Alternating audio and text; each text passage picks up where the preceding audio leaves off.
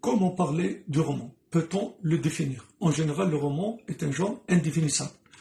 Quand on parle du roman, nous avons d'illustres noms qui nous viennent à l'esprit, à commencer par Cervantes avec son Don Quichotte, Victor Hugo avec ses Misérables, Tolstoï avec Guerre et Paix, les noms de Kafka, de Camus. Dans le monde arabe, nous avons bien sûr Najib Mahfouz, nous avons Abdelrahman Mounif. Chez nous, en Algérie, nous avons Mohamed Dib, Ketbessi, Nassir Jabbar, et même les écrivains arabophones comme Taroutar, Menedouga et autres. Donc, le roman, quand on prend beaucoup d'exemples à travers l'histoire, on peut juste comparer Tolstoï dans son grand roman Guerre et Paix et Kafka avec ses romans comme Le Procès ou La Métamorphose. Il n'y a pas vraiment de ressemblance entre ces deux textes, mais ce sont tous des romans. Donc le roman qui est aujourd'hui synonyme de littérature a tiré sa grande richesse parce qu'il a su exploiter à ses propres fins toutes les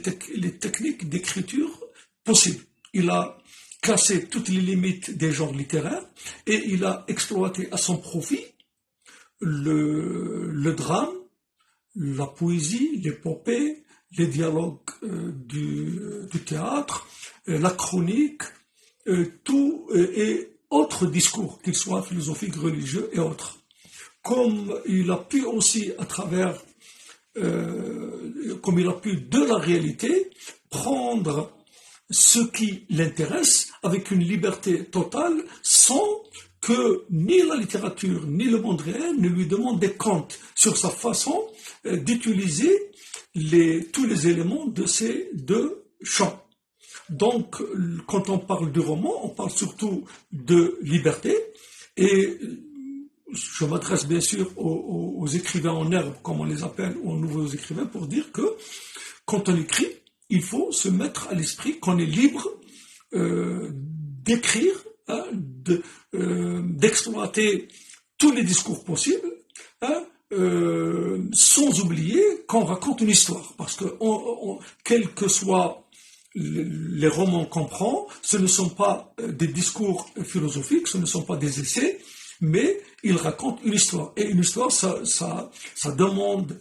des personnages, des actions, utiliser un milieu donné avec toutes les descriptions qui sont inhérentes à ce cas précis, mais aussi utiliser des événements. Donc les événements doivent se dérouler dans un temps qui est soit présent, soit passé ou autre, et sans bien sûr oublier cette dimension fictive ou imaginaire des événements du roman. Le roman, ce n'est pas de l'histoire, il ne raconte pas les éléments de l'histoire, mais il utilise tout l'imaginaire possible pour raconter une histoire sans se préoccuper si cette histoire est réelle ou pas réelle, parce que l'intéressant, il n'est pas dans le rapport à l'histoire ou le rapport à la réalité, mais c'est de créer un monde fictif qui a sa propre vision du monde, de la réalité, de l'histoire, de l'homme d'une manière générale.